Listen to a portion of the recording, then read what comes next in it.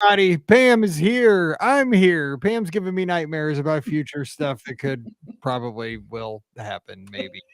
Anyway, we're here to answer your listener questions a bit early because it's football night in St. Charles. That's right. JV and freshmen are playing here shortly. Mallory's cheering, so I have to get down to the H. So we're going to record the question show now. Ricky's going to join us in a few for the second show. We're going to talk about some of the D23 announcements. Are we excited about the treasure? Yes. Yes. I'm very excited about the treasure. I'm very excited about a few things, honestly. Yeah, me too. No, I am.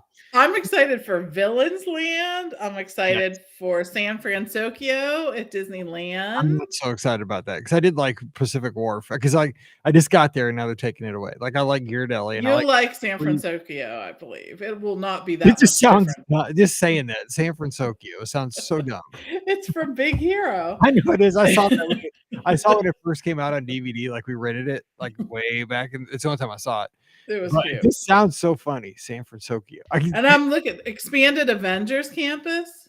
You see, I'm not into Avengers. That's not my thing. I went through there and I was like, this looks like Six Flags. No, but did you do the Spider-Man ride? I did not. I didn't care. What? I did the Tower of Terror ride. The Spider-Man one was really good.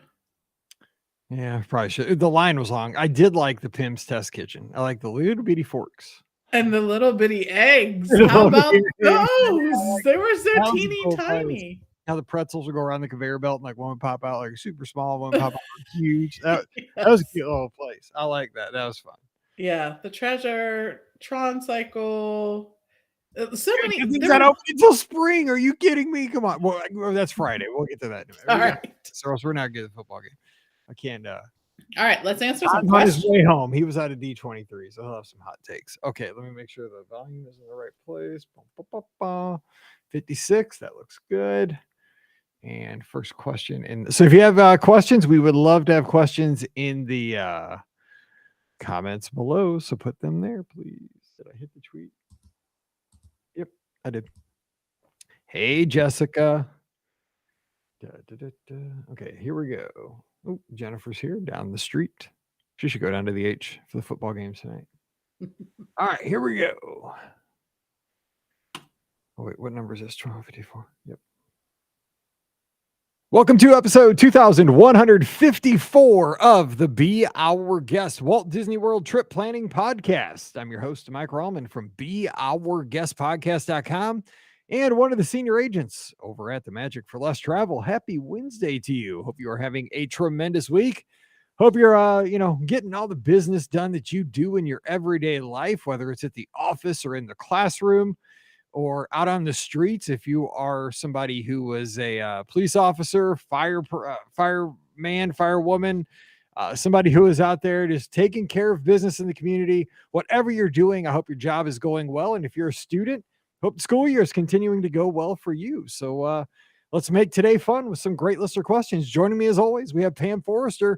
She is the co-owner of the Magic for Less Travel up in Pittsburgh area. What's up, Pam? Happy Wednesday. Happy Wednesday. I'm still coming down off of the D23 high of all the different announcements. It is sort of like the Super Bowl for Disney fans. And in a way, like lots of good stuff to look forward to. Lots of things to stay in the know about. Yeah, there's lots of comparisons between D23 and sports because, again, Disney fan and sports fan, those are kind of my two lanes that I tend to drive. Yes. And the common thread that I have found is, so I was working during the parks panel, when that was all going on, but the best place to watch anything that's happening in like college football and like the D23 Expo, just watch the reactions on social media, especially Twitter, like in 280 comments or less. For one thing, people like the hot takes. I mean, they're flaming hot at the moment. So it's even better than watching any kind of stream live for D23 or watching the game. You got to have a device in your hand just to see how stupid the head coach is, the offensive coordinator, or the CEO of a company, right? I mean, it's like, or the Imagineers. I mean, people are hot. There are some people that are super excited. You got to like that, but it's like in the moment, man, hot takes. That's what I got out of the whole weekend. I think you know what they say about opinions, first of all, and I like to get excited with someone. So when someone's excited about something, hey, if Josh tomorrow is excited about something, who am I to take that away from him, right? I'm like, you're right, Josh. That does sound really awesome. Now that you're describing it to me, no. I mean, I like all of that. I think about the Imagineers that have been thinking about whatever for years, right? Likely before we even heard about it. I think about the guests that will be super excited about different things that were announced, and the people who aren't as excited, I probably don't pay as much attention to that. Because it's just everyone's entitled to their opinion for sure, but I don't know. We can be negative later. We have lots of years for some of these to develop into something. It's great for Disney podcasts because it gives us lots to talk about, and that's what we're going to talk about on Friday. So Ricky's going to join us. We're going to have a discussion. We'll talk about the new Disney Treasure, the cruise ship, the one following the Wish, and how we're going to be able to go to Australia, South Pacific. How awesome is that? We'll talk about that. You have a little Big Hero 6 right there behind you in your office. I do. So we'll talk about the retheming of Pacific Wharf at DCA and what that might mean for that. Disneyland really hit the jackpot. We just got a lot to talk about on Friday. So if you want a little, reaction after a few days to the D23 Parks panel, come back on Friday. And of course, tomorrow on the replay from Sunday night's live call-in, we had lots of great callers. I mean, in the moment, because the Parks panel had just happened. I opened up the phone lines at my own peril. No, it was fine. I didn't take anybody throwing fits. So it was great. I've learned because sports talk radio gets crazy. I don't have a bleep button on our phone system because I'm cheap. So so you're going to get lots of D23 talk Thursday and Friday. So we're going to get to the listener questions right now. Let's kick it off here with one in the inbox. It says holiday solo trip. It's from Emily. She's in a state called Pennsylvania. So I don't know about that. She's in the Keystone. You might know of that one, Pam. Says, hey, BOGP crew, congratulations to Ricky. Ricky did. She passed her driving test. No, actually, she's going to have a baby. I will be traveling down to the world the week after Thanksgiving for a fabulous 3-day solo trip. I will get to go to Mickey's Very Merry Christmas Party, but would love your help. What would be the ideal solo agenda during the holidays? I'm staying at the Polynesian and I'm an annual pass holder. Love the show. Thanks for the ideas, Emily. All right. So she's going to the Christmas party already. She's going the week after Thanksgiving and she's staying at the Poly. So let's give her just a few ideas of what to do. First of all, the loop around, you got to go to the Grand Floridian next door. I mean, obviously, got a gingerbread house will be there. The Victorian Christmas decorations, swing through. What I would do is swing through the Contemporary, catch a boat to Wilderness Lodge, check that out. You got to go to the Wilderness Lodge at Christmas. Have to. Maybe have a meal at Whisper. You're solo, but I mean, I don't mind dining places solo. Whispering Canyon's always fun. You could have a lunch there if you want to do a full-on dinner. Maybe just eat at Roaring Fork or Geyser Point would be even better, I think. So that's kind of a start for that area to kind of knock that out. But what else, Pam? There's so much about the holidays that I love. And, Mike set you on your way there with doing that monorail loop and checking out the different decorations at each of the resorts. I mean, those are some of the great ones on the monorail there with the Polynesian and the Grand Floridian. The Grand Floridian has that awesome gingerbread house where you can go and check that out. They do great decorating too. And that tree, like, how tall is that tree? It's humongous. It's at least 12 feet. No, probably 112.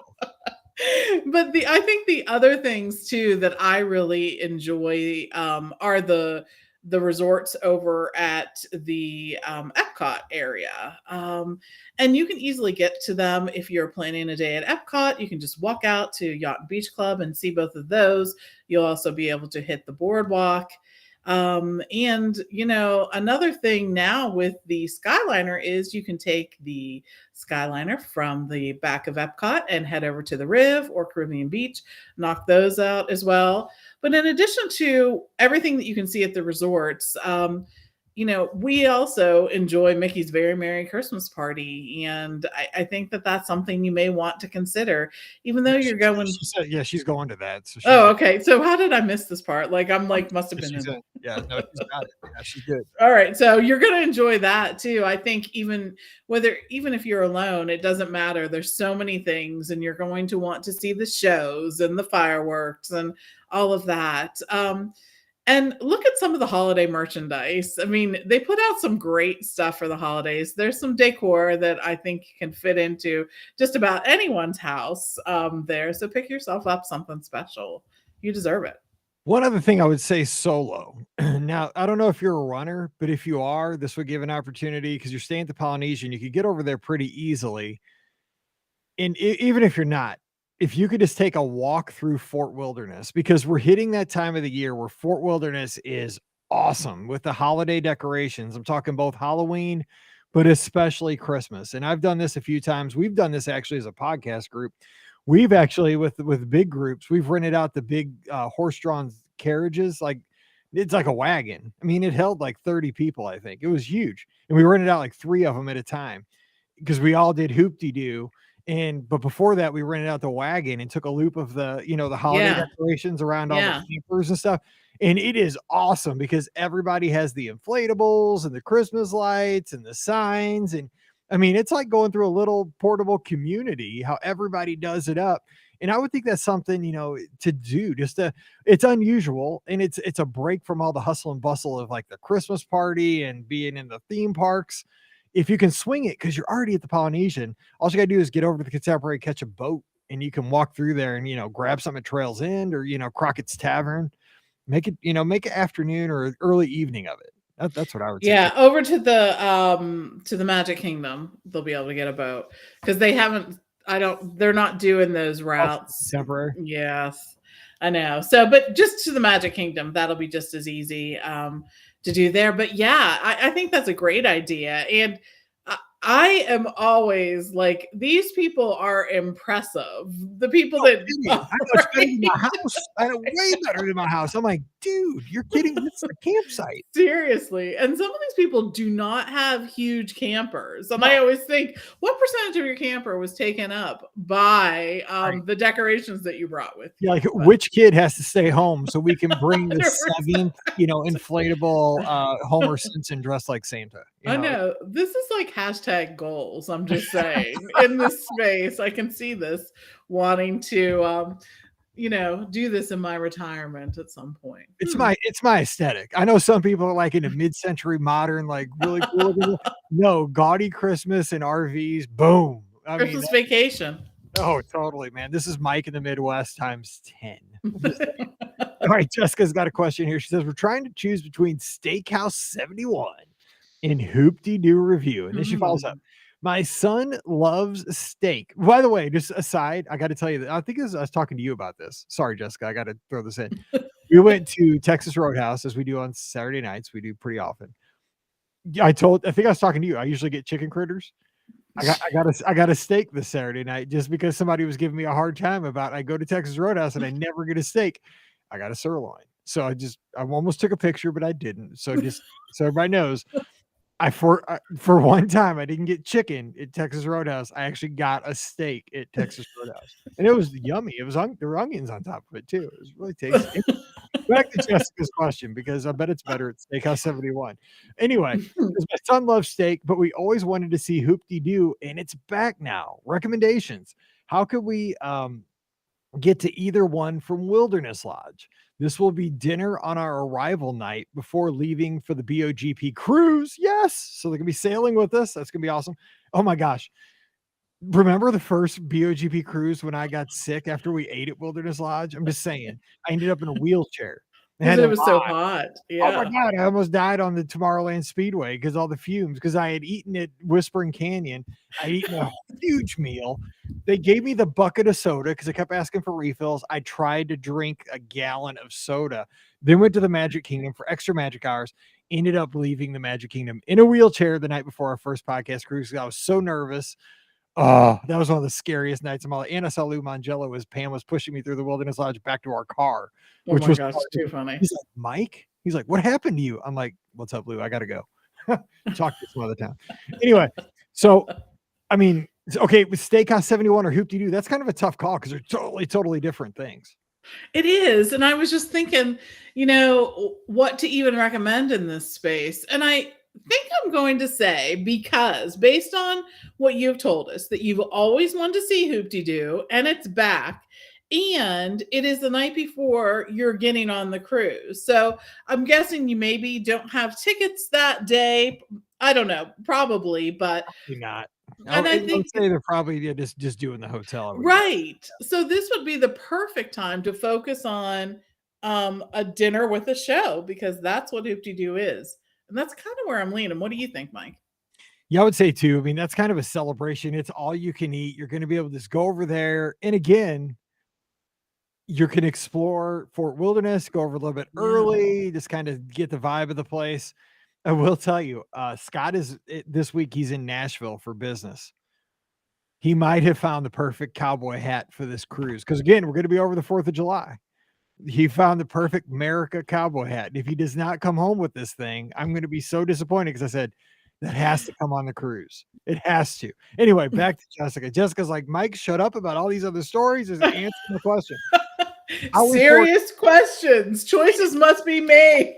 I would forego Steakhouse 71, even though your kid enjoys steak. Here's the deal. We're going to be on a cruise ship for 4 nights after this. Right. Your kid can probably get steak the next 4 nights on the cruise, and it's included in the price. 100%. 100%.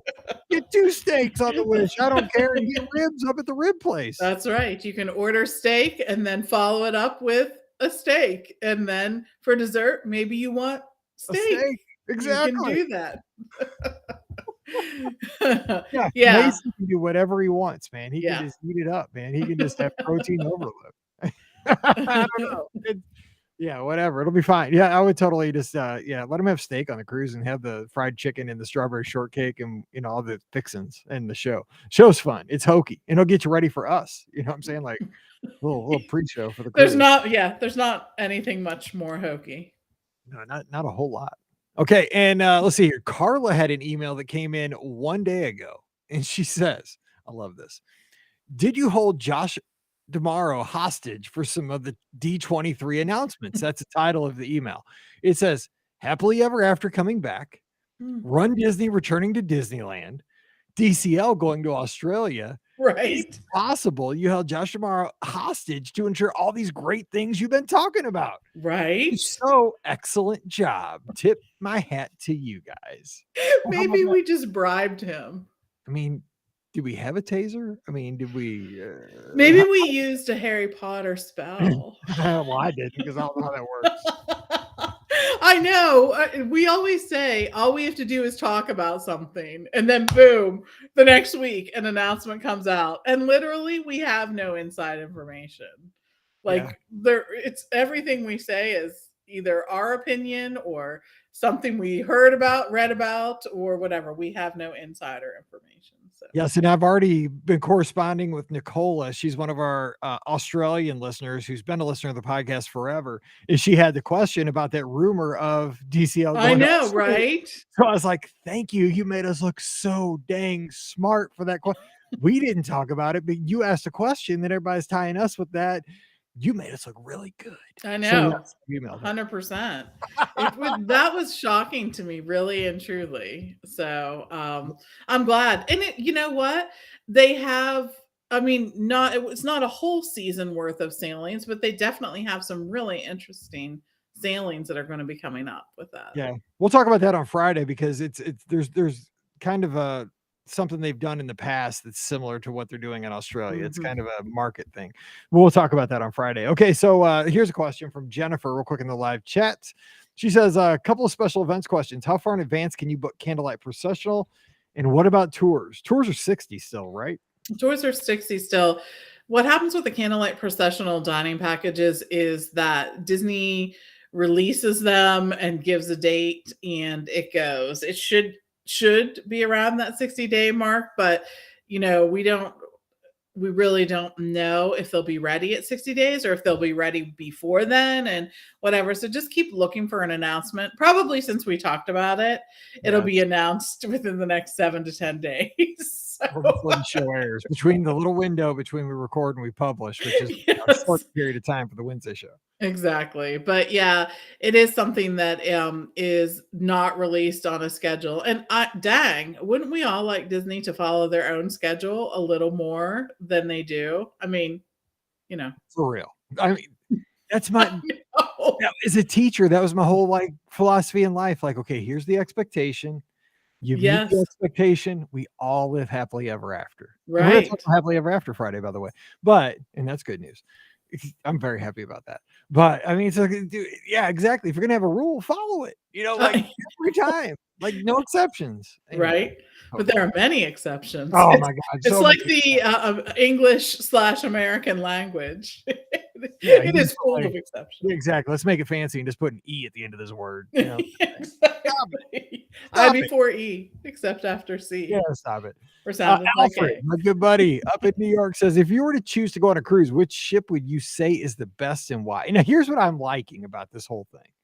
Okay, now here's the thing. I haven't sailed the Wish, you have. So you have Mm, better perspective on this, but I'm getting feelings because I have a lot of guests now who have been on the Wish.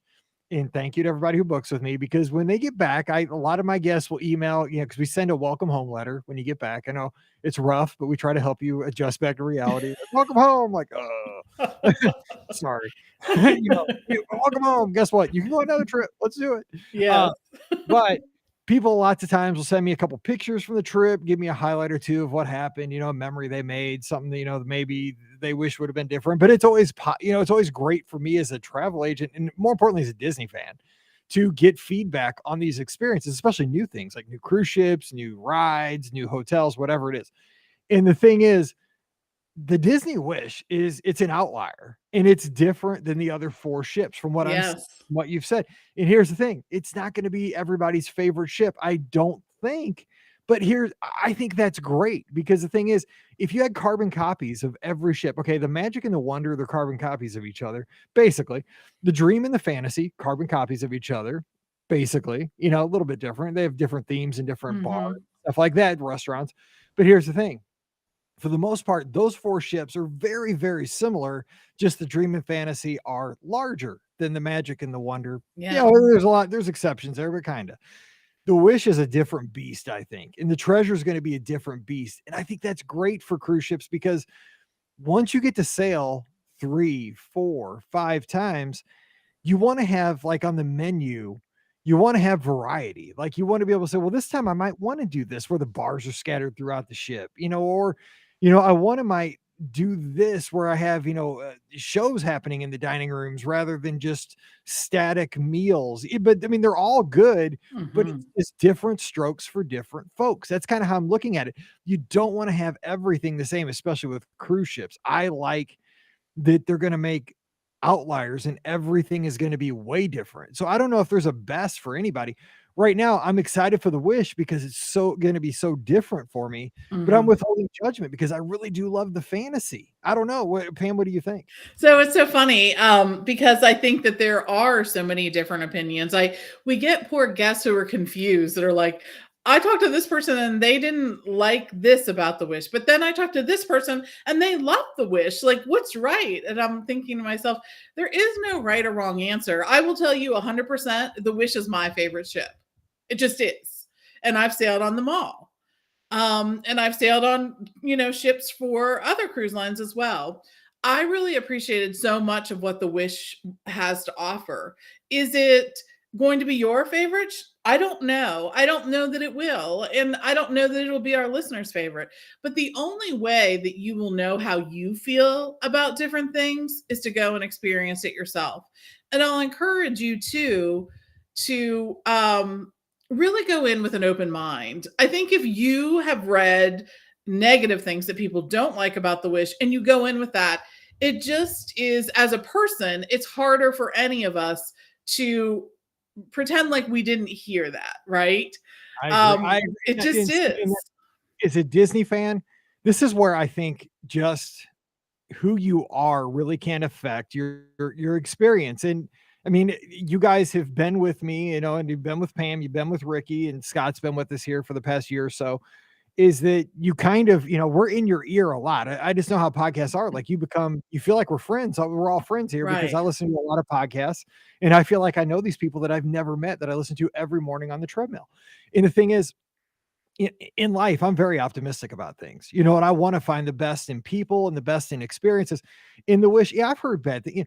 The thing is, like, I was shocked, but me, right? The runner who it's killing me right now because I can't run. I haven't run like in 4 days because my knee is just destroyed right now. I can't hardly walk.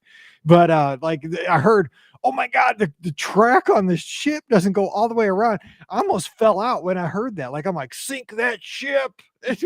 What? I was so mad. And then I'm like, there's a treadmill. Like, dude, it's okay. Like, you know what? Or what if I don't have to run 10 miles for 4 days when I'm on that cruise? What if I take a break? Step back. Everything doesn't Mhm. have to be as it's always been. And Yeah. so I want to go in and I want to try everything anew. Yeah, that's hard for me because I do the same thing every day. I'm very, very structured in what I do, and I like to have expectations. But you know what? The wish is going to be different, and I'm excited for that. I agree. And that's not to say it's not to say that I don't think that people should have an opinion different than mine. I absolutely respect what people have gone in. I'll just encourage everyone at the point in time where you're booked on something and you're going to be traveling on that ship, go into it with the mind that you're going to have the best time ever, regardless of what happens. I have rarely been on a vacation that we didn't enjoy, anyways. And sometimes it was us laughing hysterically to ourselves as we sit in a really crappy hotel because it is like unfathomable the things that have gone wrong or whatnot, right? And wasn't a Disney vacation, but like we've had different vacations where we've went on them, had these expectations. You roll in, you have a really bad experience, you go have a meal, it's getting worse. You interact with their staff, it couldn't get more funny at that point, right? You feel like you're being punked. But we have those, and those are memories. They really, truly are. And as much as we would like everything to be wonderfully fantastic and exactly the way we would like to have it every time we go, it's not possible, no matter where we're going. And what we can do though as travel agents is when you tell us what's important to you, we can help guide you in what we think will work the best for you. But I'm telling you, we have no money back guarantee on our ability to steer you in the right way because there's all those unforeseen things. But we will do our best to help make sure that you have a fantastic vacation. Yes, when you get Mike Rallman as your travel agent, it's Captain Stubing here in the office, and I try to guide you, try to sail you right towards the right ship and right itinerary. This is your captain speaking. We are going to go with the Disney Wish on a 4-night Bahamian cruise in February. Exactly. No, it's that's our job, but it is different. And the thing is, everybody in the live chat, giving good reasons. All of a sudden, I'm seeing with Jessica's comment. I don't know if it's true or not, but it's reminding me of a DCL commercial from about 15 years ago, My Little Souvenir. Anybody know about that one? I don't know if that's the 100%. case, but that was one of the greatest commercials It ever. was. Oh my God, that one cracks me. I used to play that on Magical Mouse Radio just to amuse myself. Every time it came on, I would crack up.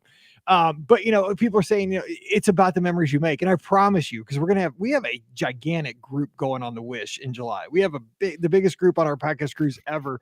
We are going to have so much. I promise you, there is a cantina on this ship. There is a place that has barbecue on this ship.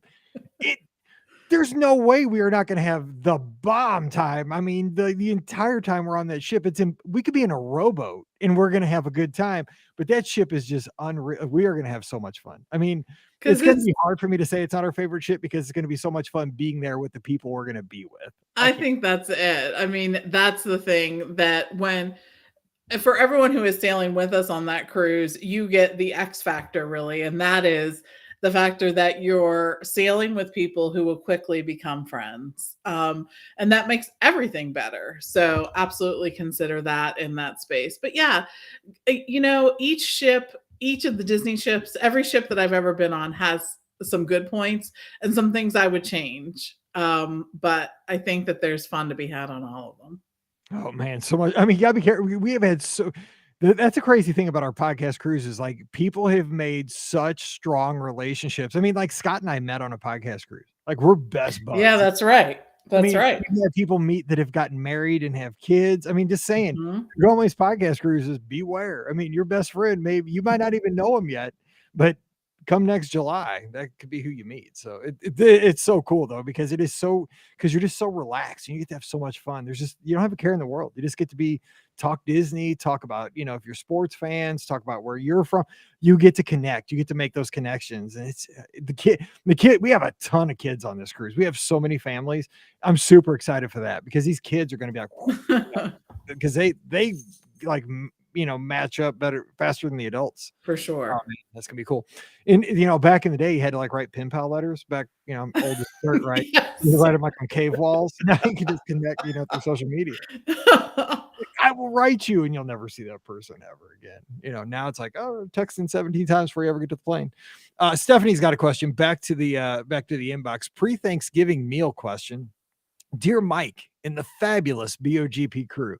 So I'm not fabulous. Everybody else is, but I'm just Mike. We'll be heading down to Walt Disney World in November to visit our cast member daughter.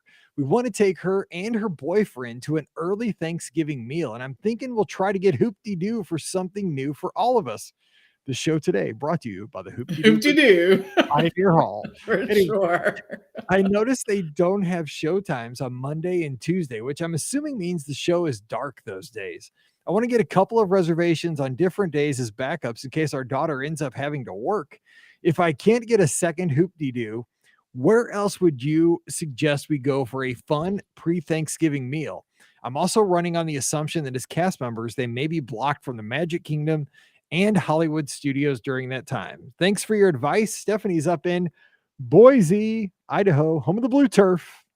Okay, if you watch college football, Okay, so let's wipe out Magic Kingdom because that is probably a block time for cast members. Also, the studios. That's probably a good assumption. Where'd you go though for a back? Because I think it is probably dark Mondays and Tuesdays. You're just trying to get back to full. Right. And I think I'd be looking at one of the resorts, really and truly. I mean, as cast members, they may not want to be in the parks, during that I time. agree. Yeah, So yeah, exactly. They might just want a little bit of a break. It's like, seriously, I mean, like if on my day off, like Pam's like, "Hey, man, you want to plan like something?" I'm like, "No." right, exactly. As you know, I am my own worst travel agent. My family begs me to make a dining reservation, and I'm like, yeah, if you want something, you better start making them That's why because Scott's my trade. Scott's always like, "Where you want to eat?" I'm like, "Dude, I don't care. Just book something. I can care." So start looking at some of the resorts, and pretty much all of the deluxe resorts are going to have a restaurant that you want to visit, and some of the moderates do as well. Topolino's is a favorite of many. I think it's a great choice. It's a really good restaurant. I also think though that you could visit something like a Yachtsman or even a Flying Fish if you're looking for a fancier meal and really have a great experience at those as well. I'm also going to always put in a good word for Ale and Compass because I think they're just a solid meal. And that lemon chicken is so, so good. It's just really, really good. So, and everyone I tell this to, I'm like, get the lemon chicken. And they're like, really, lemon chicken? I'm like, no, I'm serious. Get the lemon chicken. And I hear from people again and again, I got the lemon chicken. It was so good. I'm like, see, but I would look, at something out at one of the resorts. There's so many great choices. Of course, then you also have Disney Springs, which is a great location and so many great places to choose there too, from Homecoming to the Boathouse to Morimoto's, if you're interested in that. I would look for something, probably outside of the Thanksgiving-y food, because I think that there's just a lot of other choices that'll be just as fun. And I know I'm a broken record on this, but I would think if you're going to be down there with your daughter and her boyfriend and you're trying to like catch up and just relax and have a great pre-Thanksgiving meal, and I've said this so many times, but Olivia's, get a table on that outdoor patio. Oh, That that time of is year, the weather's going to rock. And I mean, it's just, we've had so many meals there, like on race weekends and other vacations with your family, with Scott's family, with other friends. It just feels like you're sitting with your family and your friends. If you like, we have a deck on our house, like we were at home on our deck and we just kind of grilled something up, some chicken and some potatoes or a good burger or what have you. I mean, they have great, great food. They have comfort food. And so you're kind of getting that Thanksgiving vibe. You can get some green beans, some Yeah. mashed potatoes, some buttermilk chicken with white gravy on top. That's my jam. But I mean, they have, fish, whatever you're looking for. But I just like the vibe of the place. You can just kind of sit, especially if you get that patio seating. And if you ask for it, you can usually get it. I think that'd be a great place to kind of catch up and just kind of get out of they get you way away from the hustle and bustle of Walt Disney World in, late November. Yeah, that's a great idea. But save me an ADR. So just saying. Okay. Kara's got a question here. Hey, BOGP crew. I've participated in several past race weekends, but Marathon Weekend 2023 is the first time I'll have non-runners with me. So I'd like to meet up at the finish line on Marathon Sunday with them. We'll be staying at Port Orleans French Quarter and won't have a car. I'll be towards the back of the pack of finishers. Will my family be able to take a Run Disney bus around 10 a.m. that is dropping off finishers at the resort back to the finish line? Or is there another option for them to take an Epcot bus and then work their way through the parking lots to the finish line? Thanks for your advice. Kara, she is from the Mitten, she says, up in Michigan. So I think if you're shooting to get to the finish line at 10, you could probably take an Epcot Park bus from French Quarter because it's gonna be a quick hop because you're right there basically across the drive there. And you could probably, if you get on one of the first Epcot Park buses, you could probably be fine to do that. That'd probably be simple. You could also probably catch one of the race buses that's going back when it drops off runners. I would say you could probably do either, but I would say it'd be simpler to catch the park bus, especially at French Quarter. There's only one bus stop. Yeah, I agree. I mean, it may take a little longer to get there because of just the whole road closure situation. So plan on being there a little earlier, but thankfully, you do not have to go into Epcot to see the finish of that race. It's actually outside of Epcot. So when they drop you over there, then you can sort of make your way to where the finish line will be. Yeah, and plus, I'll tell you what, the park bus is gonna smell a whole lot better than that motor coach that's bringing the runners back. Man, that thing is gonna reek, especially on Marathon Sunday. That thing has all kinds of funky smells. I'm just telling you, those bodies that are on that bus are doing all kinds of weird things after 26 miles, and those poor people, and I'll be one of them. I'll be going back to pop. But I'm just telling you what, man, speaking of pop, bodies will be popping and all kinds of stuff. So avoid those buses if you're not a runner. You want to get on the other bus. I'm just telling you. Yeah, take the other bus. Thanks for the question, Kara. Okay, we have a question here from Spencer. I just missed it here in the live chat. He says, I need some good 70th birthday ideas. Got shirts, got a horse-drawn carriage for the birthday girl and husband. Dining is all set. Want one more cool idea. 70th birthday. I like the horse-drawn carriage. Gee, that's a great call. I agree. Be smart. You're creative. What are we doing here? We're doing matching shirts. No, they already have shirts. They got what? shirts. I missed the shirts. Okay. Shirts, the carriage, dining. What else are we doing? What about the photo shoot thing? Yes, I think that's a great thing. Memory Maker at least, right? Yeah. And if you get Memory Maker, then go ahead and do the photo shoot because then that's going to give you, enough photos that you can put together a great book after you're done, Spencer. Take all those photos that came with the Memory Maker and do one of those photo books from one of those online companies. They actually make it so easy now, and I love to give those as gifts. Rock on. Thanks, Spencer. Sorry I missed that earlier, buddy. And do a couple other suggestions from our awesome listeners here in the live chat. Diane, who's always in here with us, we appreciate her. She says a dessert party. That's never the wrong answer. Desserts and fireworks. Yes. Boom. And then Len, we're glad to have Len back, and because he's been busy, but he's back today from Maryland.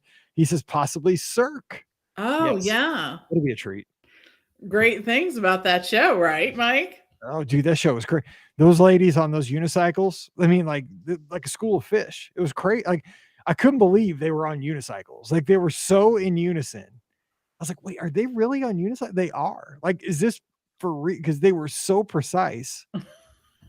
Because I mean, like just the law of averages, somebody's going to slip. Like, because they're on those things for like 10 minutes. That act was long. I couldn't believe how good they were. Like Cirque du Soleil, the precision in that show is unreal. It really is, and the athleticism Yeah, that's what I'm and saying, the the athleticism, yeah. creativity, and Those people yeah. are ripped. I I mean, those you're talking yes. because I Yeah. mean, like Mallory's a cheerleader, and we go to these all-star cheer competitions, and those people that are like level 6, level 7, the world's teams, like they are incredible athletes, like the tumbling runs they do. But I mean, these Cirque athletes, they're like on a whole nother level, the stuff they do. Like, and they just do it like over and over. Like they're shooting themselves on seesaws like 30 feet in the air. I'm like, the guy's gonna get stuck in the ceiling. I mean, dude, it's making me a nervous wreck the whole show. Like, I feel like I'm their mom. Like, stop. Somebody's gonna get hurt. You need to think about what you're doing. Okay. Last question from Vero Mike here. Here we go. We're going to Epcot on the 40th anniversary. Is that this year? Oh, yeah, it is. October 1st. I love Dr. Kai. He posted a thing the other day on Twitter, and I cracked up. It was like a little meme or GIF or whatever. And it said, like, it was like, is this going to be just a me party? Like, he's worried he's going to be the only one there for the 40th anniversary because Dr. Kai and Ella are the biggest Epcot fans ever. There's nobody even at the Disney company that are bigger fans of Epcot than Dr. Kai and Ella. They're going to be there doing it right. And please, Disney, do them a solid. Give them Right? I know there's a mess in the middle of Future World. Do it for Dr. Kai and Ella. Have something. I mean, land Mickey on top of Spaceship Earth for the love of God or something. Let's do something. Something. Like just illuminations for one night. Please. Come on. Is that all we can do? No. Okay. Back to Vero Mike. We're thinking about lunch at San Angel. What sit-down restaurant would you do to celebrate? I do love San Angel Inn. The thing is, I never know what I'm eating because it's so dang dark in there. I like any kind of Mexican though, so I don't care really, to be honest. I just love the vibe of the place, especially now that I've been to Blue Bayou, because it's kind of like the Blue Bayou. But yeah, I do love San Angel. But I'll throw that out. Beer garden, dinner. Listen to you. I love beer garden. I would do beer garden. What would you do? You know what? I think I would do Via Napoli. I've been craving Via Napoli lately. Like I've thought about it. We didn't go like the past couple of times that we've gone. And I was thinking to myself, gosh, I could really go for a good Via Napoli pizza along with that and like the salad that they make. And it's just sort of a regular salad, but it all just is so good. It goes together. All right, there you go. So you can either have a deep beer garden, or next door you can go over to Italy and get some pizza. Right? Lots of sausages or pizza. So there you go. All right, well, that's going to do it for today. If you have a question for the show, get it in the inbox right now or whenever, just before next week. Mike at BeOurGuestPodcast.com gets it on the show, so we'll be looking for that. Don't forget, our shows always brought to you by the Magic for Less Travel. The agents are standing by right now to take care of you. If you want to sail with Disney Cruise Line, and we're going to be talking about some pretty amazing sailings on Friday, but we've got great ships right now, the here and now. You can sail the Fantasy, the Dream, the Magic, the Wonder, the Wish right now, the Treasure soon. But we're going to take care of you with Disney Cruise Line and get you a great onboard credit to get you started there to buy those first few margaritas or whatever you want to. You want to do some shopping down in the shopping district? Boom, get some souvenirs on us. You want to just do not use it for tips. I will find you. No gratuities with the onboard credit. You can, just don't tell me. But we're going to help you out. Also, Walt Disney World, Disneyland, Adventures by Disney. We want to take care of you and give you great service, no cost to you. Check them out today over at themagicforless.com. Please also use our Amazon affiliate link when you shop online. One extra click really helps us out. BeOurGuestPodcast.com/Amazon. And a sincere thank you to the patrons of the show. You guys let us put the show out 3 to 4 times a week all around the world, even down to Australia. It's amazing. We hit all corners of the world. It's because of your Patreon support. Our patrons, that's who you are, also get that bonus show called Mike in the Midwest every week. If you'd like to get in on that, we'd love to have you. Come on over, patreon.com/BeOurGuestPodcast. Give Pam a follow. She's at TMFLT Pam on the social media. I'm at BeOurGuest Mike. Would love to talk to you this week. And of course, this Sunday, you, me, and Scotty G, it's your chance to be on the show, be a part. Give us a call. We take your calls live for an hour Sunday nights, 7 o'clock Eastern, 6 o'clock Central. We open up the phones and have a good time discussing all things Disney. So join us for that on Facebook and YouTube Sunday night. All right, we're going to get out of here. We'll be back again on Friday. Ricky's going to join us. We're going to recap not everything, but we're going to get some opinions, some discussion going about all the D23 Parks Panel announcements and see what's in store for Disney fans like us. That's what we are, and we're excited for the future. So join us for that. So until then, for Pam, I'm Mike. Wishing you a great Wednesday. Stay safe, stay healthy, and we'll see you real soon. All righty, everybody in the live chat, hang tight because Ricky's going to be joining us. Let me save this and we'll get cracking.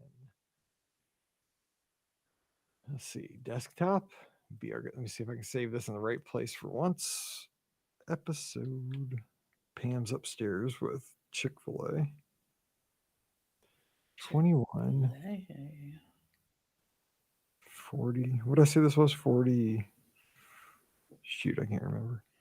I definitely don't remember. 2154. 2154. Edited. Fortunately, there's a Dairy Queen right between the high school and our house, so that I'll be having a Dairy Queen hamburger tonight instead of Taco Bell. Eugene's gonna miss me at Taco Bell tonight. He's like, "Where you been?" He's like, "It's Monday night, man. How'd the podcast go?" Football game, sorry. All right, is Ricky? I haven't even heard from Ricky. Usually she's blowing up my phone. Let me see. Let me look at her and find my friends. Check it out. I update my phone. How cool is that looking? Oh yeah. New home screen. Look at that. It's like a special effect. It was cool. It was on for a bit and then it clicked off. Boom. That's us at Disneyland, right outside Blue Bayou. That looks good. Yeah, it's like a special effect thing.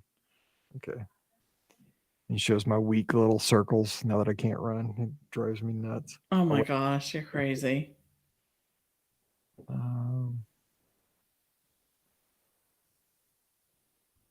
Oh, dude. Hey, who's that? Hang on.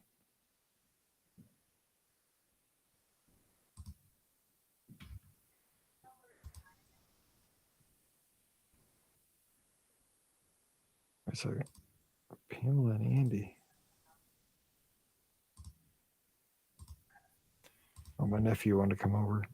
Oh, he must be upstairs.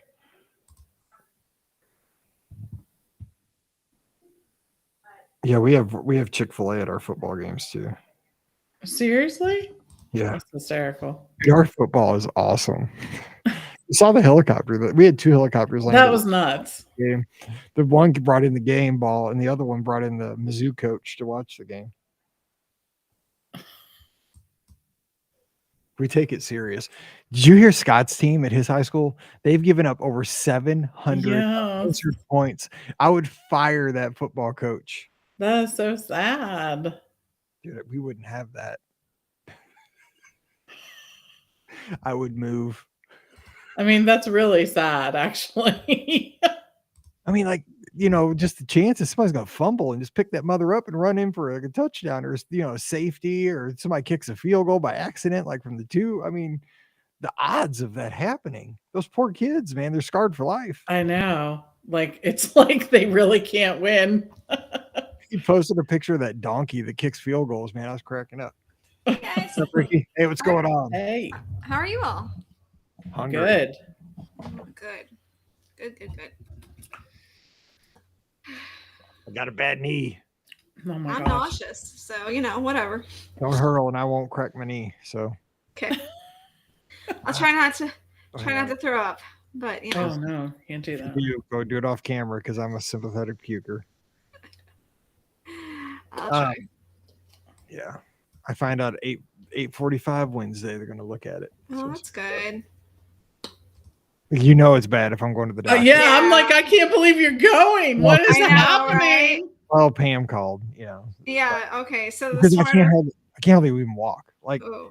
every morning I'm walking on the treadmill instead of running for the same amount of time that I usually run. So I'm still getting in a decent amount of miles, but like I have a brace on it and it's like, dude, it is messed. It hurts so bad to walk right now. Yikes. Like I'm walking like a pirate. They'll look and see what's going on. They'll take some x-rays, I'm sure. And Yep. And all Pam keeps saying is, I told you if you run 13 miles every day, you're going to break down. I've been telling you that for 7 years. She's like loving it, I think. I'm like, okay, fine. I'm like, I probably just twisted it. It's probably just like a. You probably just twisted it. Yeah, sure. It has nothing to do with the fact that you run 13 miles every day. Yeah. Yeah, I think those days have sailed after this because I Probably. can't. I seriously Just can't. do something reasonable. Right. 13 is every single day is not reasonable. No. No. All right, let's just talk about D23 stuff. I figured that's what we were discussing. I mean, what they're gonna put it up on the tee. Why think that hard? I know, right? Football game. No thinking. I like no thinking. Okay, so everybody that Wade. Okay, I am getting. Oh. I'm going to orthopedic surgeon on Wednesday just to get it checked. Gotcha. But everybody that I've mentioned this to is giving me all their horror stories. I know. See, that's I'm just the bad hoping it's part. like he's like, oh, it's just a little sprain, just a little ice, the rice method, little rest, ice, compression, Yeah. elevation. That's what I'm hoping for, and then you're good. You can run on Friday. That's what I'm hoping. You think? Oh, dude, Len, I got you, man. The pains. I got pains in every part of my body. I am so sore. The hockey, the speed skating, the baseball, everything's catching up with me. All right. Here we go. Oh, wait, hang on. You set the volume again. I hate that thing moves. Okay, here we go. 21:56-ish. Yep. Ish. Here we go. Welcome to episode 2156 of the Be Our Guest Walt Disney World Trip Planning Podcast. I'm your host, Mike Rallman from BeOurGuestPodcast.com and one of the senior agents over at the Magic for Less Travel. Happy Friday to you. Hopefully you are having a great wrap to the week. And if you're like me, you are looking forward to Mexican for dinner on Friday night because that is the proper way to celebrate 5 days of hard work in the office. Isn't it Taco Tuesday? Forget Taco Tuesday. Oh, Dude, after working 5 hard days, you need to go get the number 15. You need Fajita Friday. Well, you could do that. Yeah. I used to always get fajitas on Friday, but now I get the number 15 combination at LS Teca. Awesome. It's a tamale, an enchilada, and a burrito, rice and beans. Dang, Boom. now you're making me want Mexican right now.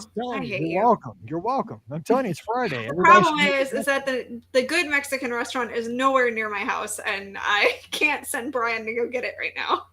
You may or may not have picked the ship for the podcast cruise, the only ship in the fleet that has a cantina. Just there saying. you go. So, no, I'm just saying. I mean, ole, but we're gonna have a good time. But just saying, hopefully you have Mexican, some chips and guac in your future here as you listen to our show to get you through the last day of the work week. But we're gonna have a good time today. Just kind of a fun discussion about some of the announcements that were made at the D23 Parks panel last week. We've had a little bit of time now. The best thing to do, well, we'll talk about that once again introduced, but social media is fun during the actual event. Now we've had time to kind of let things simmer. A little time. I always told my students, give a little time. We'll talk in 10 minutes. Just breathe. We'll talk in a minute. So that's what we've done here.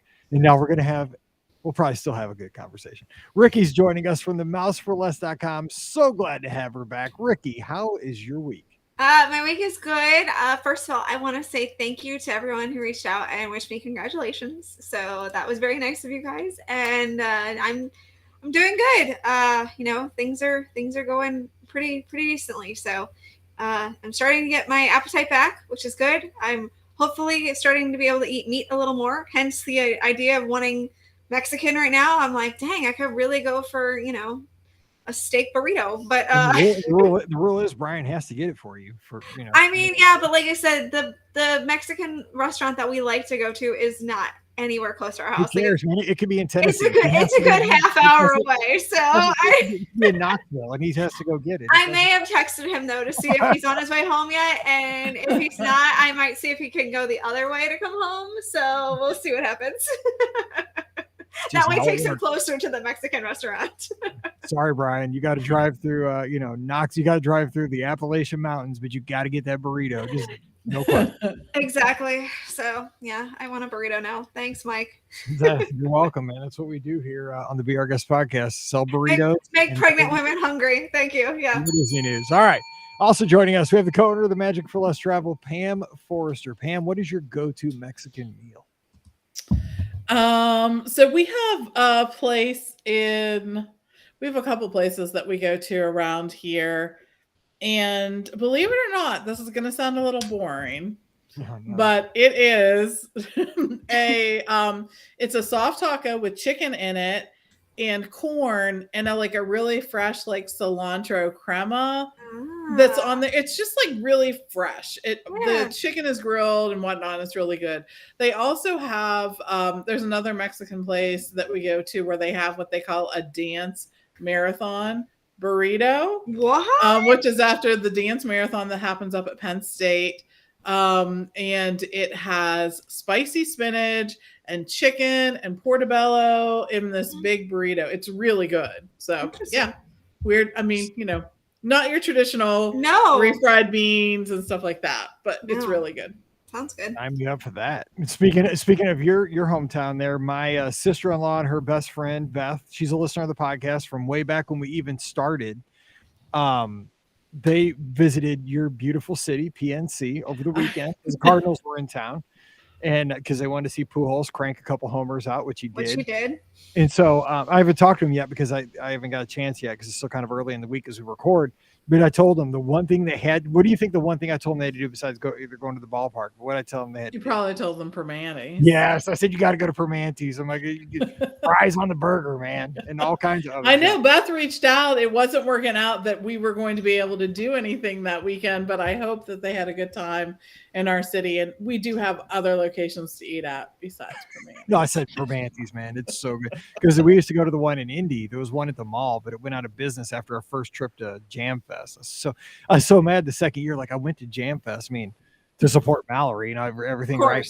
I really went to, so I go back to Permante's, and then went back and it was gone because of COVID. Like it went out of business. I was like, well, I got scammed. I was like, I came for this whole cheer weekend. I don't get Permante's. What? Dude, I was so fired up. Anyway, let's get to the announcements. Ricky, this is kind of in your lane. This is your you're kind of a social media person, and you were sending text messages about stuff. Reactions, social media.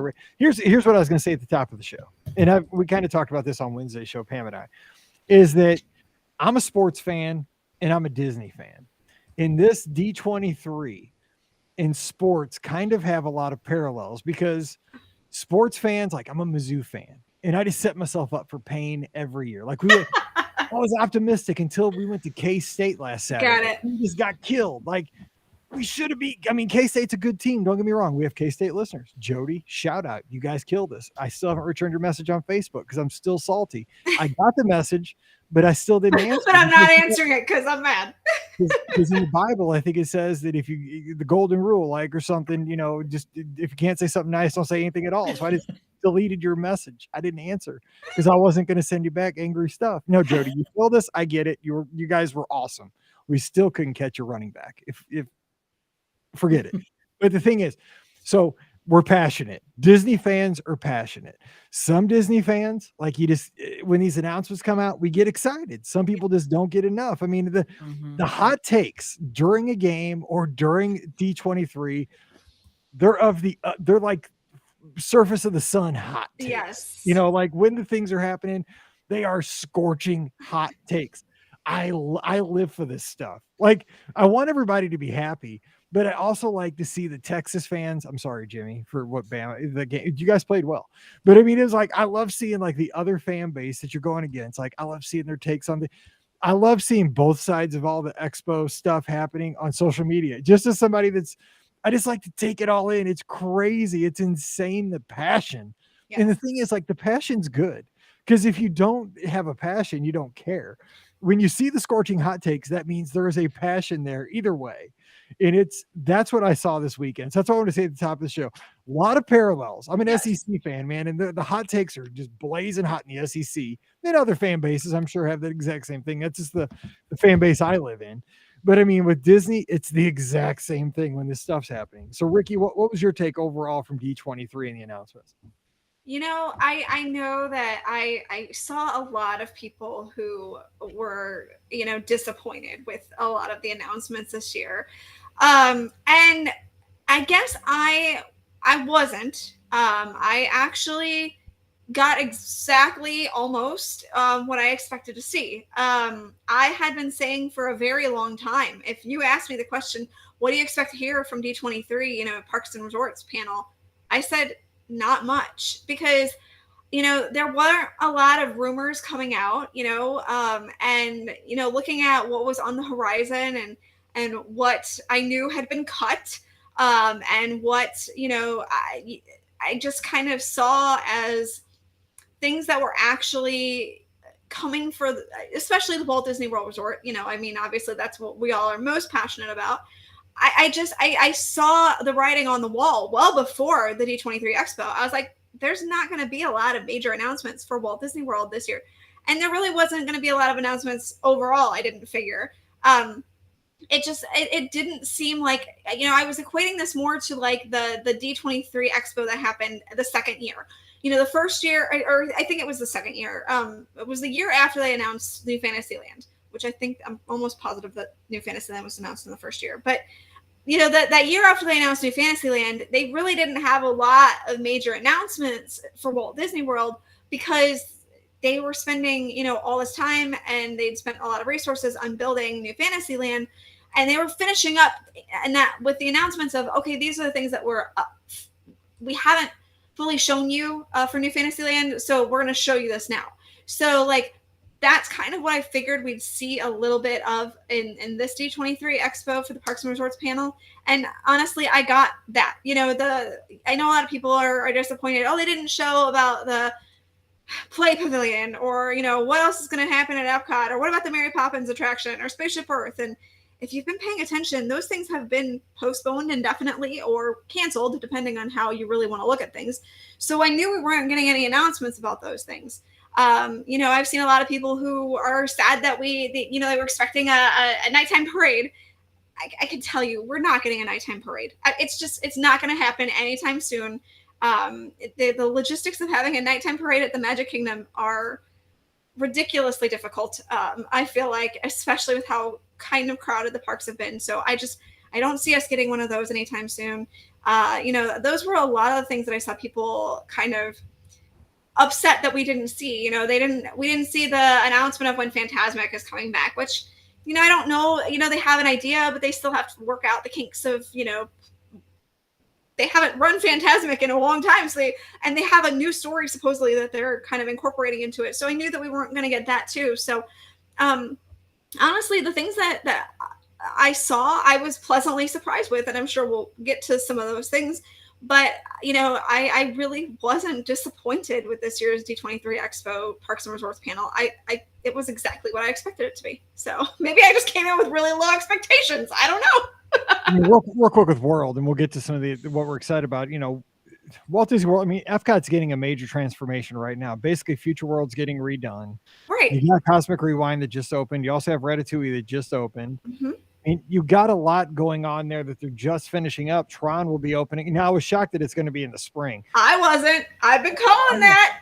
Here's what I said. I don't think I would have made the announcement that they're opening in the spring. I probably wouldn't have said an announcement date. When they said they were going to give out a date, I thought that would have been like, okay, we're going to say a date because it's going to be sooner than you were expecting than later. Yeah. I thought they could leave that out. Like, okay, dude, we're just not going to say. But then you would have had people who were mad that they didn't announce anything with Tron. So, I wanted to win the bet with Scott because I said, yeah. I've been calling it. I've been saying spring. You've been saying winter and Christmas. I was like, no, it's not happening at Christmas. So it's fine. So, Pam, what are your thoughts though? Like from the 30,000 foot level over the weekend? I think it's interesting because we really have had so much new at Walt Disney World that is not something that's going to be announced at like a D23. If you look at what has been happening, we've had a completely renovated contemporary room situation. Also the Moana. Now, these are over the past couple years, but when you take them all in, what you're thinking of, we also have brand new rooms at other resorts. They're working on things like that. And those are not something that's going to be announced like at a D23 or something like that. So we do have lots of announcements and lots of things that they've been making progress on.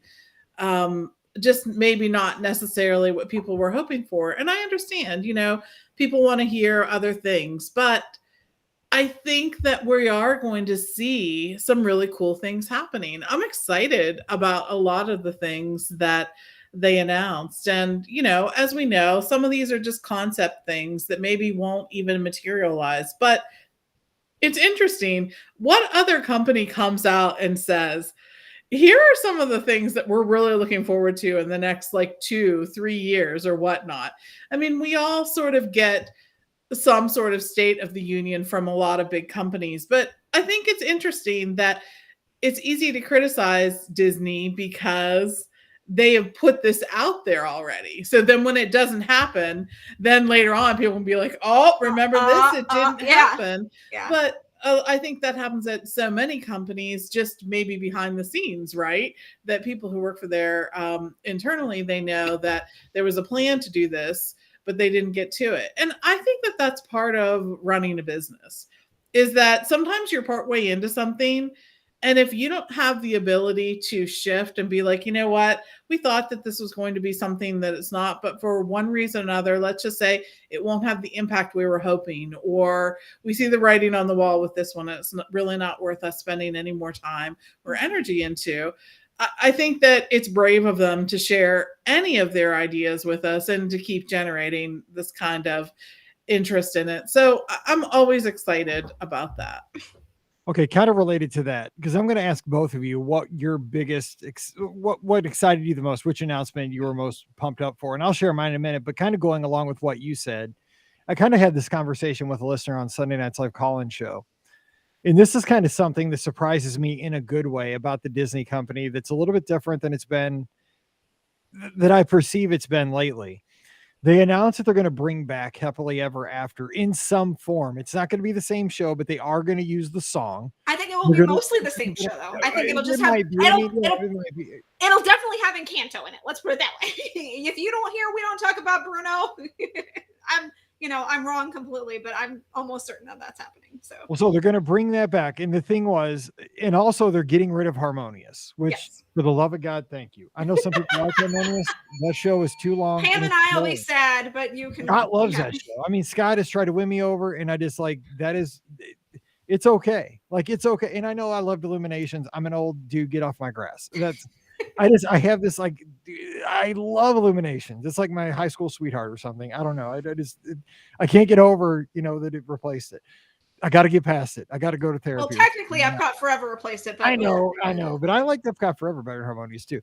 But here's the thing. Both of those things, it shocks me that this quickly they're making a 180 on that. Mm-hmm. We don't know what Harmonious replacement's going to be, but we do know they're bringing back Happily Ever After in some kind of form. And the thing is, that was kind of social media. Like, that was something that people were harping on.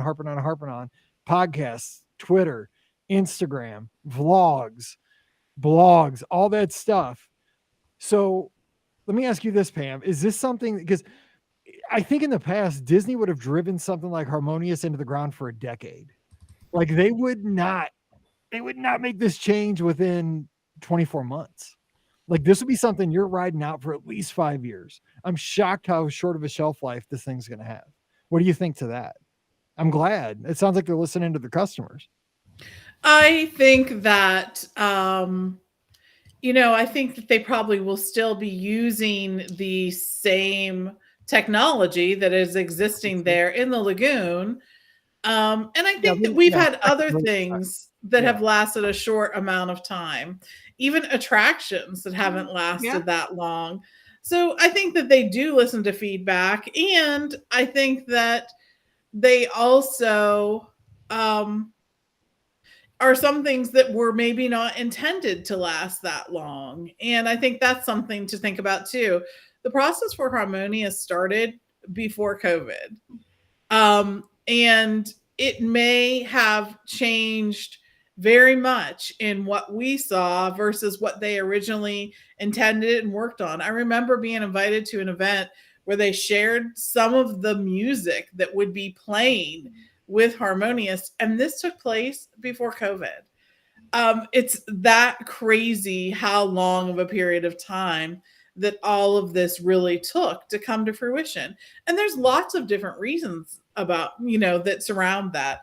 So I think that that's something to think of too. Like maybe the vision of Harmonious wasn't exactly what they had intended, and they wanted to release something knowing that people wanted to have a nighttime show at Epcot. So I think that maybe could contribute to it as well.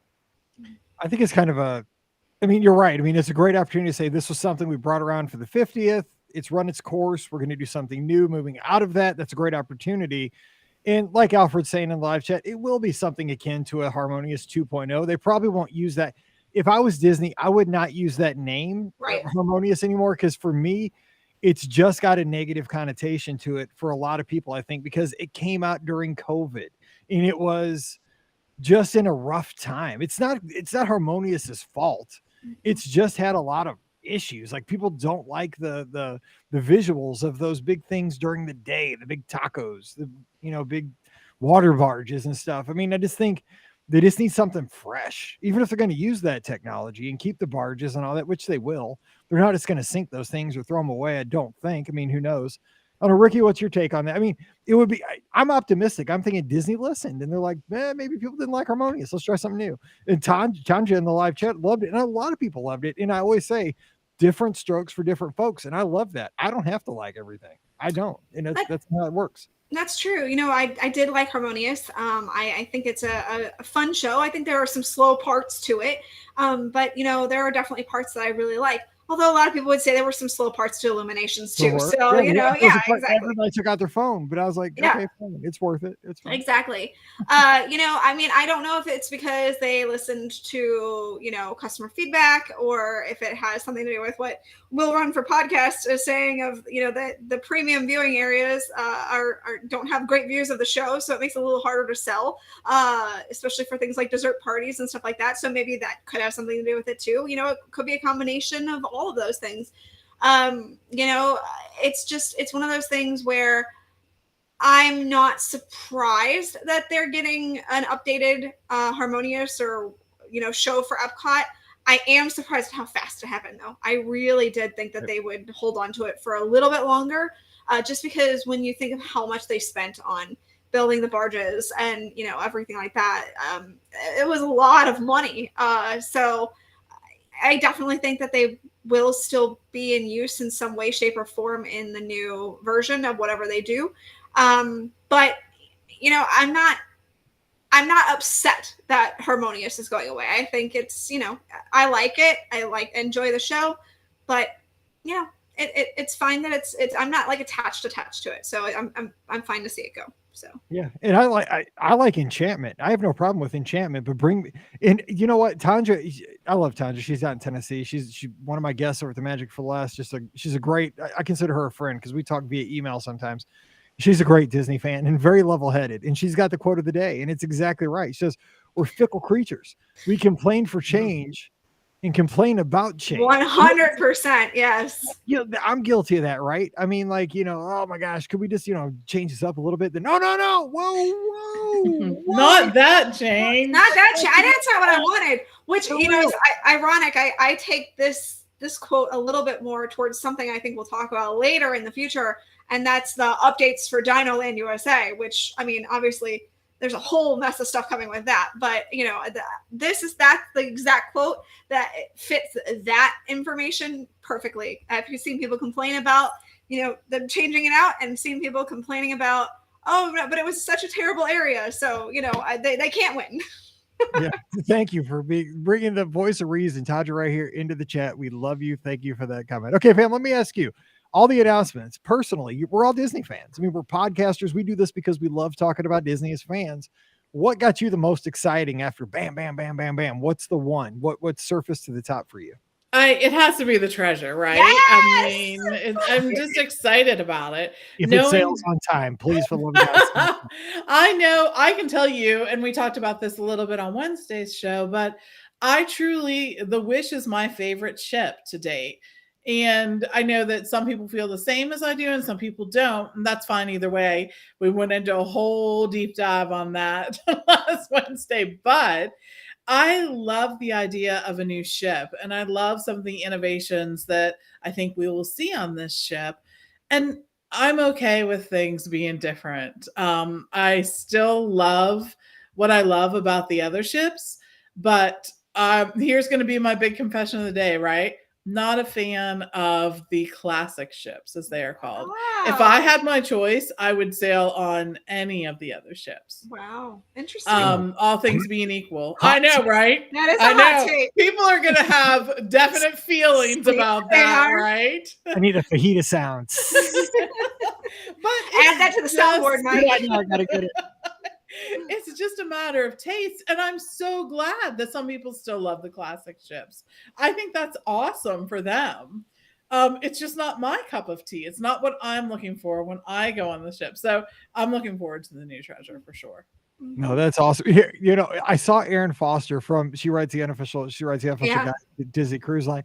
And ever since she posted this tweet, it's been living in my head and I can't get it out of my head. And she wrote this thing about how, so the treasure is going to have Aladdin and Jasmine on the magic carpet in the atrium. Like, right? That's the statue, because all the ships, if you've never been, they have like a statue in the atrium. Yeah. It's going to have like a stage, right? And the whole thing's like an adventure is going to be the theme for the ship.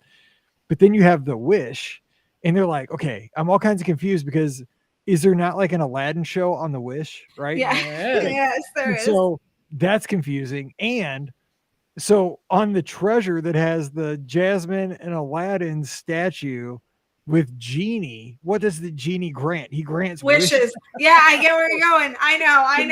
I thought that too. Somebody didn't think this through before we made these connections and started naming shit. Like that should have been, we should have done that on the Wish. And like, I always thought they should have put Genie on the back of the Wish instead of Rapunzel. I felt like that was a better choice of a character for that, but okay. But now I'm going to be all messed up because of that one tweet. Because now I'm like, oh my God, the Wish and the Genie. Like, whoa. It's not the same thing. Like, it's not. It's got me all kinds of confused now already. And the ship's not even built. Or, it's not even done. So, all right, Ricky, what got you the most excited besides the treasure? The first thing I love about the treasure, by the way, I just want to kind of go back to that, is the fact that it looks so different than, the other cruise ships. I mean, the other ones are very light and airy and, and opulent and things like that. And this is opulent in a whole different way.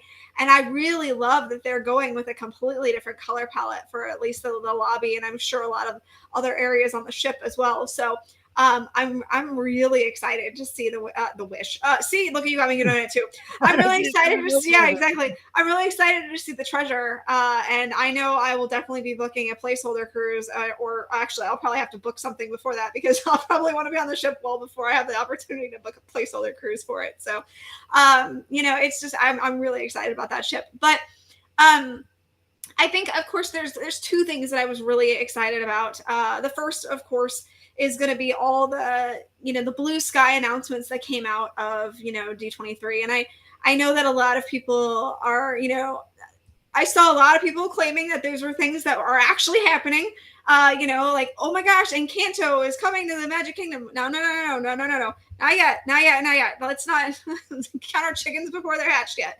All the things that they announced as far as at that blue sky segment with, Moana and Zootopia and Disney's Animal Kingdom. And then you've got, the Encanto and Coco and Disney Villains in the Magic Kingdom. That all is very, very, very much like could happen, could not, may happen in the way that we see it, may not, it's all very like up in the air.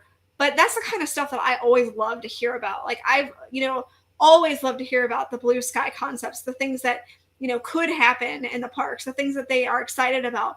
That to me is one of the things that I love to see. And I'm glad that they kind of opened the curtain a little bit and showed us some of those things, because some of those things I am very excited about. I know that Zootopia and Moana don't necessarily fit in Animal Kingdom the way people would like it to.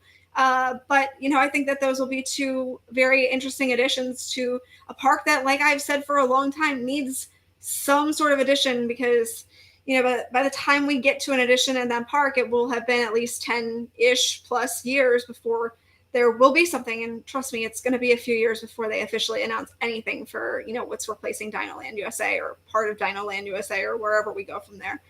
But then the interesting part about Encanto and Coco and the villains, which of course, if you're a Disney fan, you've known that they've been talking about Disney villains for forever. I We mean, talked about it for a fifth gate for exactly. It has been on the docket for, basically as long as I've been a Disney fan, and I've been a Disney fan for, 20 plus years at this point.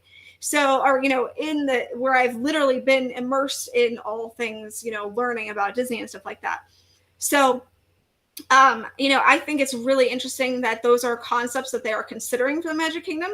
Again, do I necessarily think they fit in the Magic Kingdom? Maybe, maybe not.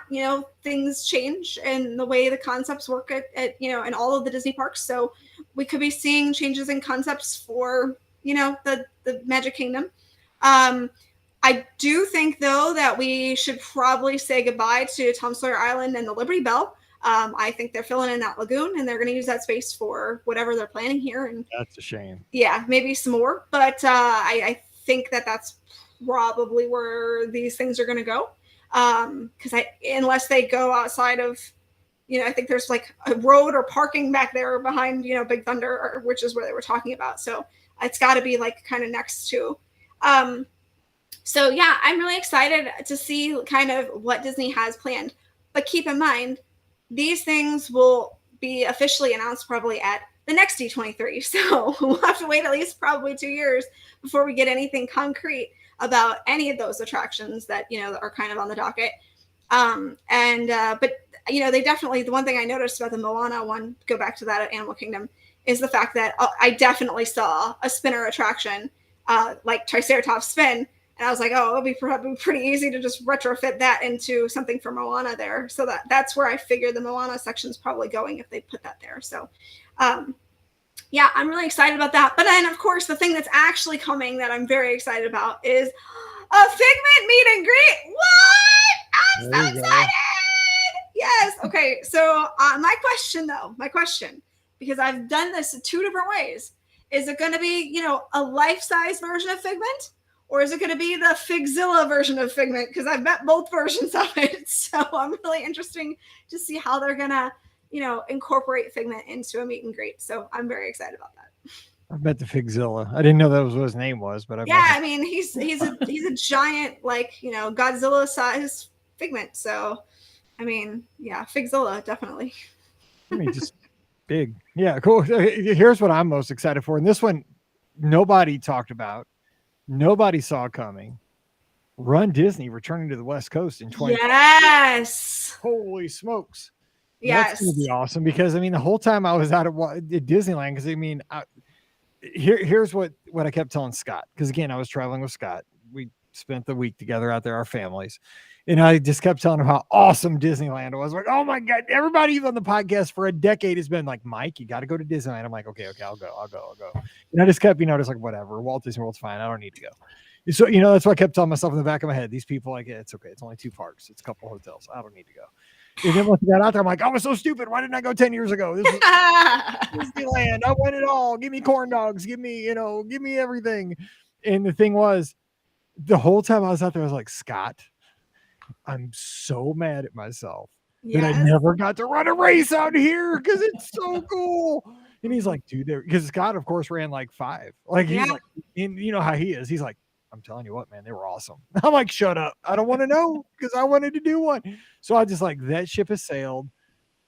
I'm dummy. Like, I just missed it. And then all of a sudden, boom, they announced, they don't give any details. No. That's how it is in these things. But they're like, in 2024, we're coming back to the West Coast Disneyland Resort. So I'm excited for that as a runner. I mean, I got to, maybe buy a secondhand, left leg or something. I was going to say, you're going to buy a new knee at that point because you're going to need it. This happens as I'm injured. I'm like, but, by 20, buy me like a year and a half and get back. But yeah, I'm excited for that because, again, that's going to be an opportunity to try something I've never even done. So that'd be very cool. And I just, we talked about this on Live Call-In Show.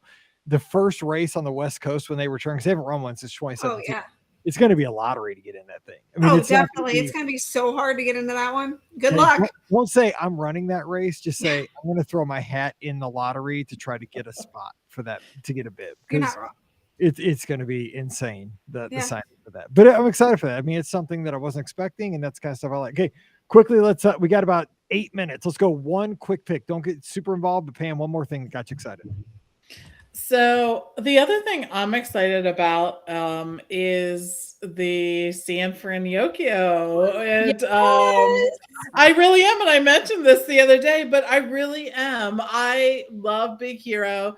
I really like that section of Disney's California Adventure. I love Disney's California Adventure, so I'm really looking forward to that. I think it's just going to be a great addition. And if we can get some attractions in there, that would be cool too. And I have to mention another one too. Another one out in California is the retheming of Paradise Pier into being Pixar. I think that that's just going to be a great option to have out there. I love the on-site hotels at Disneyland. I think it's just as important to stay on site there as it is at Walt Disney World. And I'm really looking forward to there being another option. Yeah, that's both of those. I mean, now that I'm into Disneyland, like, I was so invested in Disneyland got a lot. And I was like, bring it, because I used to be like, I was bitter because I didn't go to Disneyland. I'm like, oh yeah, that's my place. That's my jam. Like, yeah, okay, let's do that too. Okay, Ricky, what else? Because Disney World's where my heart is. I mean, still. Of course. Disneyland. I like Disneyland now too. Okay, go ahead. I know. And Disneyland did get a lot of stuff announced, which I think is why the Walt Disney World fans are a little bitter too. But I mean, sometimes you got to have a favorite kid. You got the hashtag, hashtag be fair to Florida going around. So Pam always says Hannah's her favorite daughter. I mean, that's true. That's true. Yeah. So which Pam is the question? No, I'm just joking. Yeah. So I always tell my girls, Riley's my favorite daughter. That's the right answer. Yes, it's the right answer. I mean, I think I'd be remiss to say, if I didn't mention the Hatbox Ghost coming to, Walt Disney World and, the Magic Kingdom. If you paid attention to kind of the lore of the Hatbox Ghost and how he, showed up in Disneyland's version for a brief period of time, very, very brief, and then disappeared. And then people were like, what happened to that, ghost that his head went in the hat, box. And so anyway, they finally brought him out in Disneyland once they, were able to get the technology to officially kind of work. And I saw him on the Haunted Mansion. That thing was awesome. He's very cool. So, now that they have the ability to have the technology work, it's really great that they incorporated him into Disneyland. And then now I'm excited to see him come to Walt Disney World. I'm a little curious as to where they're going to put him. It'll be very interesting to see where he ends up in the attraction. But they heard our sympathetic vibrations and he's going to materialize. So I'm all good with that. Also, how about the opportunity real quick? Because we have about 3 or 4 minutes left here. The opportunity to take a South Pacific cruise on the Wonder. And Pam, we kind of teased this on Wednesday. So I want to give you the opportunity. These cruises that you're going to be able to do out of Alaska, they're not going to be like long cruises all around like the coast of Australia. Sorry. Right. Yeah, not Alaska. Wonder. My brain has like it's like you connect the dots. Like I hear Alaska and one. I mean, that's basically the connection for a travel agent, because the Alaska sails Wonder in the summer, but the Alaska is going to sail out of Australia. It's going to go down there. It's going to, on the way, obviously, do a cruise from Honolulu down to the South Pacific, stopping in places like Fiji and other. Oh my God, sounds amazing! Awesome. That'd be unreal. And the thing is, though, basically, what they're going to do, what they kind of did, I think it was with the Magic in the UK. These little like 2 and 3 night little cruises. I think it's just to kind of get the Australians a little taste of what Disney Cruise Line is like. This is what I'm guessing, just from a kind of fan point of view. What do you think, Pam? I mean, this is kind of a great opportunity to kind of introduce the market of Australians to Disney Cruise Line. 100%. And those repositioning cruises, I expect, will be in really high demand when you're talking about the chance to experience something like Fiji and Samoa. This is my hashtag bucket list in terms of those islands. The French Polynesian Islands have always been something I, wanted to explore. And I think one of the reasons why I always loved growing up the Polynesian resort, these areas seemed like the most exotic areas that my little brain could think of, right? Same. I mean, just... Yeah, when I was a teacher, we used to watch the movie Kon-Tiki, and I read the book by Thyrhall or something. I can't remember the author's name, but it was about the guy who built the raft, right? And like sailed it. And there's like an old black and white movie you could watch. And we'd watch it in 6th grade. And I mean, it was like the greatest adventure of all time. There's this dude on a raft with like a bird that landed on it. I mean, it was like, I've always wanted to go there and I can't, but I mean, I don't think I'll be able to, but God, I want to so bad. That's the best. I know. So it's just going to be a really cool thing to have that. And I think there's a lot of people who live in this area of the world who are just looking for an excuse, looking for the reason to travel to Australia, right? And if they're Disney Cruise Line fans or someone who wants to do this, this gives everyone the perfect excuse. So I'm loving that they're doing these. I think that we'll hear more about them before they're going to be available for us to book at the end of September. But it's going to be a great opportunity for sure. What are the chances they have blooming onions in the main dining room on this cruise? Stop it. 0%. Barbie. 0%. That's not a knife. Stop.